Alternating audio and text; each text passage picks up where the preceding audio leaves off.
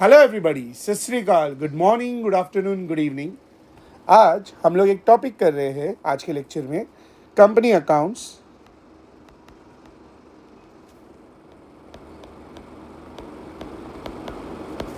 जिसमें हम लोग इशू ऑफ शेयर्स के बारे में बात करेंगे।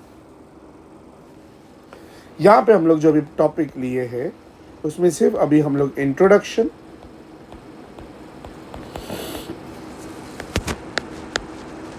टर्म्स की बातें करेंगे और जर्नल एंट्रीज। पूरी की पूरी नहीं, थोड़ी सी।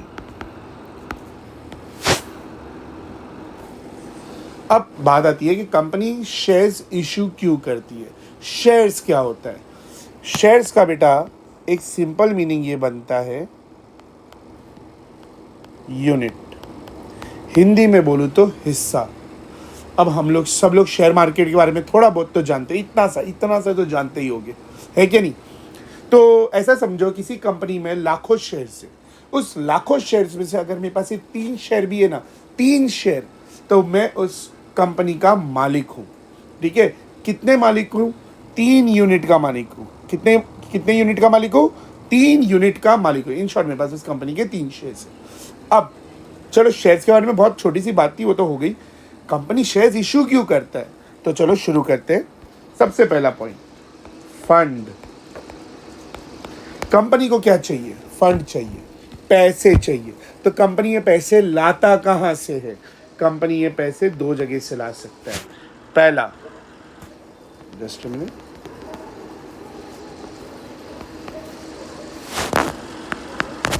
पहले या तो वो खुद का पैसा लगाएगा या तो वो लोन लेगा।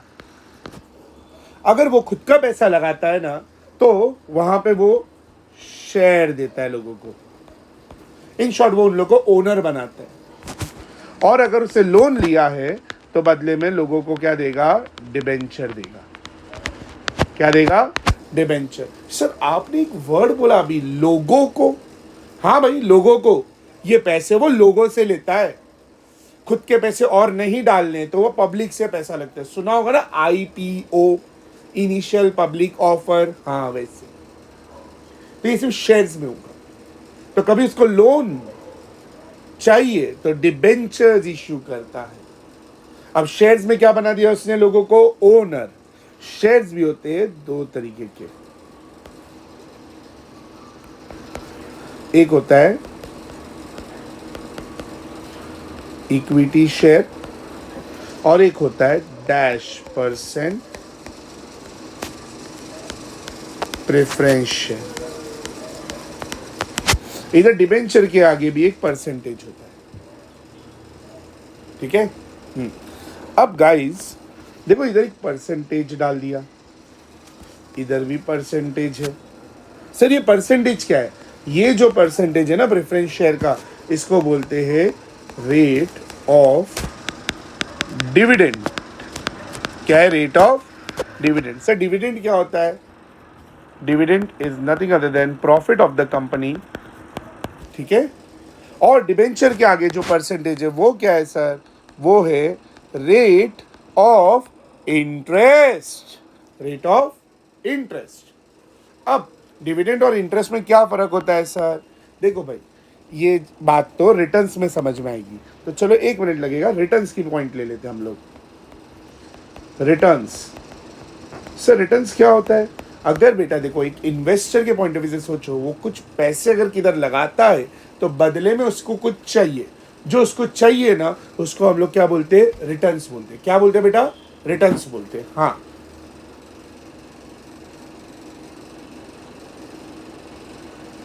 यस, बदले में उसको जो चाहिए उसको हम रिटर्न्स बोलते हैं। अब रिटर्न्स 2 तरीके के होते हैं बेटा। पहला होता है डिविडेंड और दूसरा होता है इंटरेस्ट। क्या होता है ना बेटा, डिविडेंड का rate and date are not fixed. Where is interest का rate and date are fixed. से थोड़ा क्लियर बताओ। क्लियर ये है बेटा कि देखो, अगर मैंने किसी से लोन लिया तो मुझे लोन का पैसा तो चुकता करना ही है, प्लस मुझे उसको इंटरेस्ट भी पे करना पड़ेगा। क्या पे करना पड़ेगा? इंटरेस्ट पे करना पड़ेगा। अब जो इंटरेस्ट होता है ना, इंटरेस्ट बेटा, तो interest is charged against profit. In short, सरल भाषा में बोलूं तो, अगर कंपनी प्रॉफिट कमाए या ना कमाए, कंपनी को इंटरेस्ट देना पड़ेगा। बट डिविडेंड क्या होता है? Dividend is nothing other than profit. तो प्रॉफिट कमाओगे तो ही प्रॉफिट दोगे। बराबर? क्लियर? प्रॉफिट कमाओगे तो ही प्रॉफिट दोगे। इसलिए इधर रेट कितना प्रॉफिट दूंगा पता नहीं, और कौन सी तारीख पे दूंगा वो भी पता नहीं, क्योंकि प्रॉफिट होगा तो ही दिया जाएगा। यहां तक क्लियर हुआ गाइस? अब एक छोटा सा एग्जांपल लेते हैं। कंपनी को फंड चाहिए, तो कंपनी किसके पास जाएगी?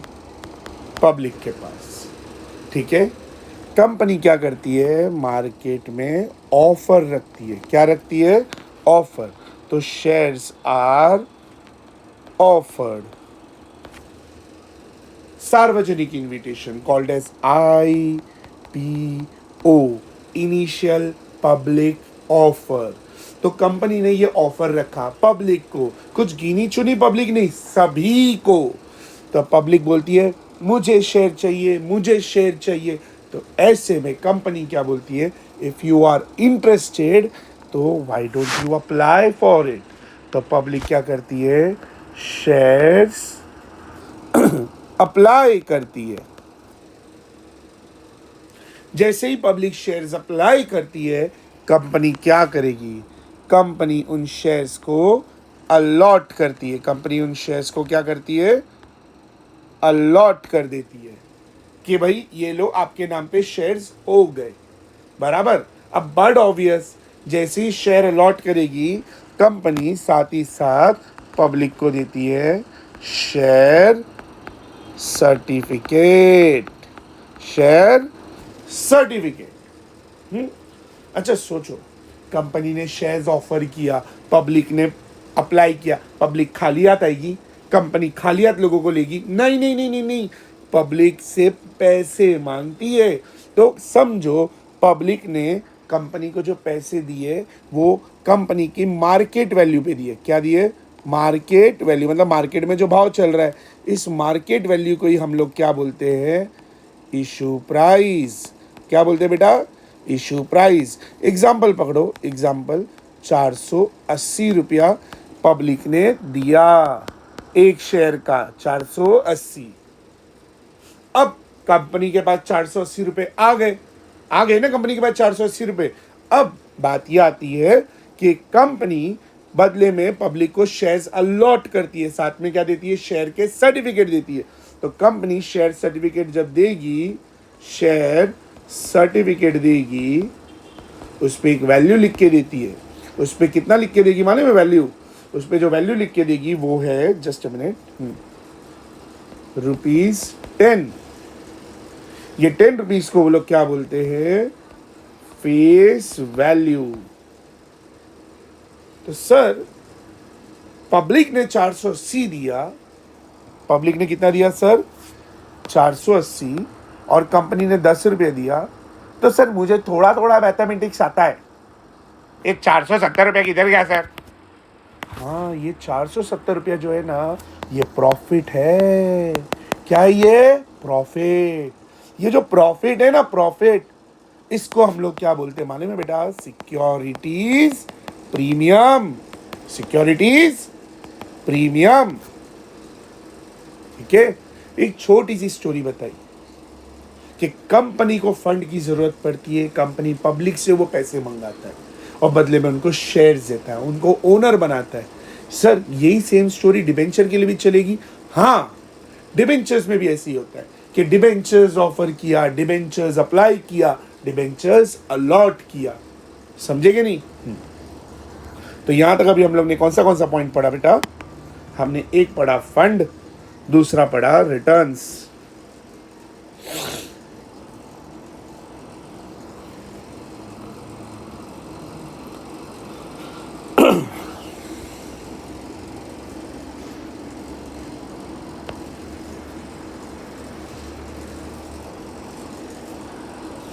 अब हम लोग तीसरा बात करते हैं बेटा प्राइस का। प्राइस दो तरीके की होगी बेटा, एक होती है फेस वैल्यू, दूसरा होता है बेटा इशू प्राइस। फेस वैल्यू जो होगी ना, याद रखने का इसमें, share capital is always recorded at face value। कौन सी value? face value। Is that clear? Issue price is also called as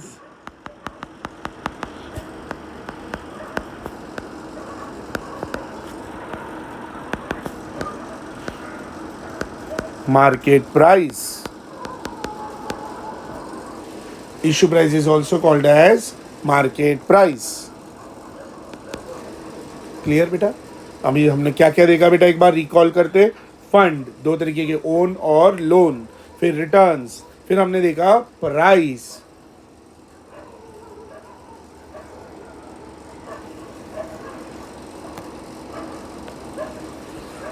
fourth,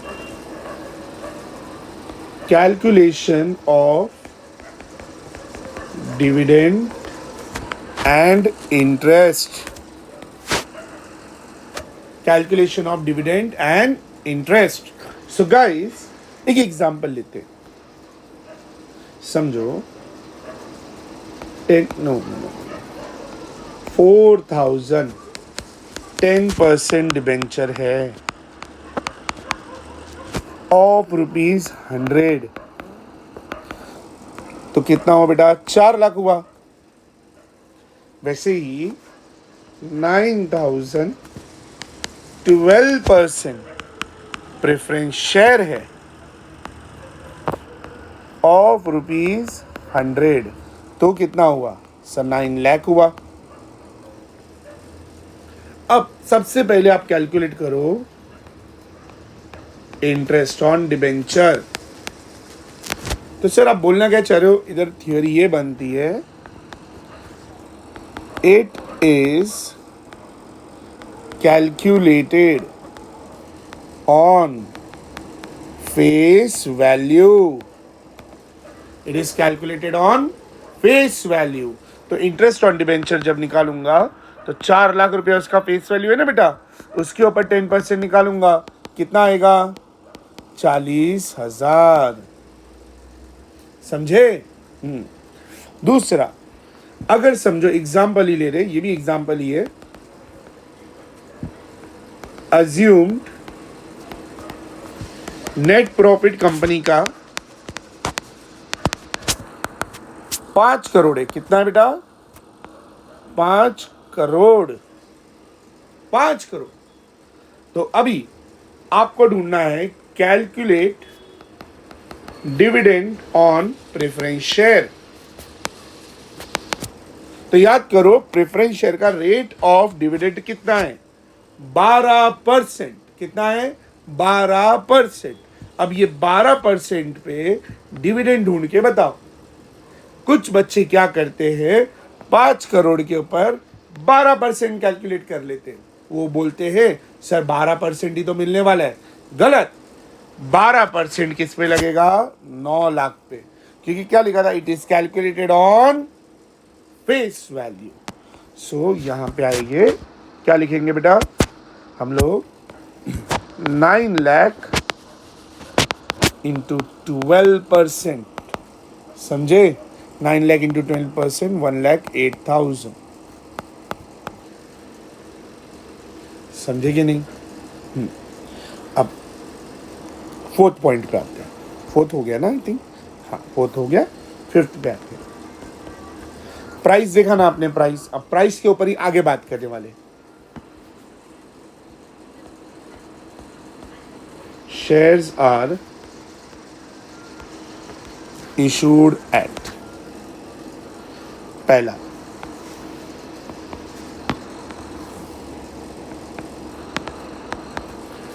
होता है बेटा एट पार, दूसरा होता है बेटा एट प्रीमियम, और तीसरा है एट डिस्काउंट। ठीक है। एट पार में क्या होता है बेटा, फेस वैल्यू और इश्यू प्राइस सेम होता है। प्रीमियम में क्या होता है, फेस वैल्यू और इश्यू प्राइस में इश्यू प्राइस ज्यादा होता है। और डिस्काउंट में क्या होता है, फेस वैल्यू और इश्यू प्राइस में फेस वैल्यू ज्यादा होता है। एग्जांपल से देखते हैं। समझो फेस वैल्यू 10 है तो इश्यू प्राइस भी 10 ही होगा, इसलिए तो इसको एट पार बोलते हैं। प्रीमियम, फेस वैल्यू 10 है बट इश्यू प्राइस समझो 14 रुपीज है, तो सर इश्यू प्राइस ज्यादा ही हुआ। अब बताओ कितना ज्यादा है, ₹4 ज्यादा है। ये 4 कहने से प्रॉफिट है कंपनी का, हाँ याद करो मैंने इधर बताया था ये टाइम पे। So 4 is the profit of the company. It is called as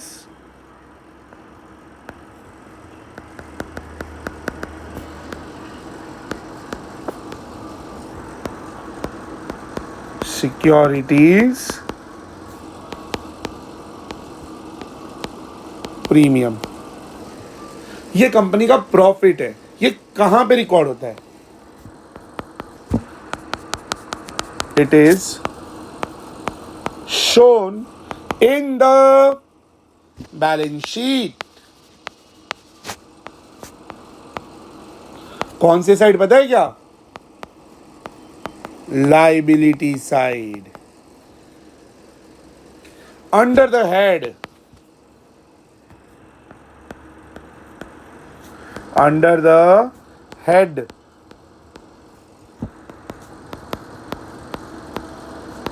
reserve and surplus. Clear? Balance sheet की लाइबिलिटी में शो किया जाता है ये प्रॉफिट को, under the head reserve and surplus. ठीक है। अब बेटा डिस्काउंट वाले में क्या होता है, फेस वैल्यू 10 है बट इश्यू प्राइस है ना 9 रुपया, जो कि फेस वैल्यू से कम है, इसलिए इसको बोलते हैं shares are issued at discount. But as per companies account 2013, shares are not issued at discount. Shares are not issued at discount other than ESOP, Employee Stock Option Plan. ठीक है बेटा, ये 3 केसेस आपको याद रखने। ये 3 केसेस के हिसाब से समझ आएगा, जिसमें डिस्काउंट में तो नहीं आएगा, पार और प्रीमियम ही आएगा।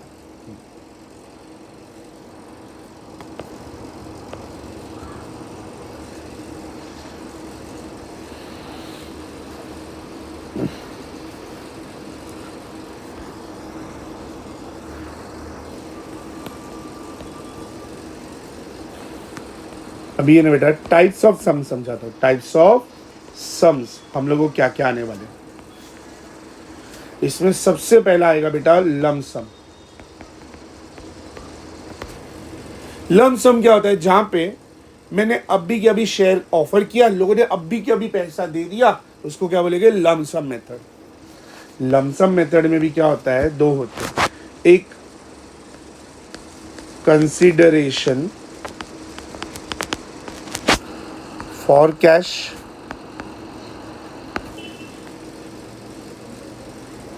और दूसरा है कंसिडरेशन अदर देन कैश, ये कंसिडरेशन अदर देन कैश भी दो पार्ट में है। अगर देखो मतलब दो पार्ट में कैसा होता है, सिंपल। पहला वाला पॉइंट क्या बोल रहा है, रफ आइडिया दे रहा हूँ। पहला वाला पॉइंट बोलता है कंसिडरेशन फॉर कैश, मतलब मैंने अभी शेयर्स ऑफर किया, लोगों ने पैसा दिया और मैंने उसको शेयर्स दे दिए, that is consideration for cash. दूसरा है कंसिडरेशन अदर देन कैश। मैं गया उसको बोला भैया वो मशीन कितने की है, बोला 4 लाख की है। मतलब ठीक है, दो 4 लाख का मशीन। तो वो बोलता है पैसा ला। मतलब पैसा तो नहीं है, मेरी कंपनी के शेयर्स लेगा क्या? तो वो बोलता है हाँ हाँ चलेगा, कंपनी अच्छी है। मतलब आप खुद स्टडी कर लो, अच्छा लगे तो बोलो, मैं आपको शेयर्स देता हूँ। उसने बोला हाँ मुझे आपकी कंपनी ठीक लगी, मैं दे रहा हूँ उसको shares. That is called consideration other than cash. But इस केस में मैंने उसके पास से क्या खरीदा, मशीन खरीदा। तो मैंने इधर लिखना है for purchase of fixed asset, मैंने उससे क्या खरीदा, फिक्स्ड एसेट। और दूसरे केस में क्या होता है, for purchase of business, business. समझे? यहाँ पे मैं पूरा बिजनेस ले रहा हूँ। अब देखो इतना टेंशन मत लो, ये मैं छोटे छोटे वीडियोस बनाऊंगा आप लोग के लिए, इनमें सारी डिटेल बात करेंगे। पॉइंट नंबर बी क्या है, इंस्टॉलमेंट मेथड, ठीक है। सी है कॉल इन अरियर्स। चलो कॉल इन अरियर तो इसके अंदर का ही पार्ट है, वो हम लोग कर लेंगे। 4 फीचर और डी री इशू ऑफ शेयर्स, वैसे 4 फीचर ऑफ शेयर्स। आगे के बारे में जानने के लिए अगले एपिसोड का वेट करें। टिल देन के लिए गुड नाइट, बाय बाय।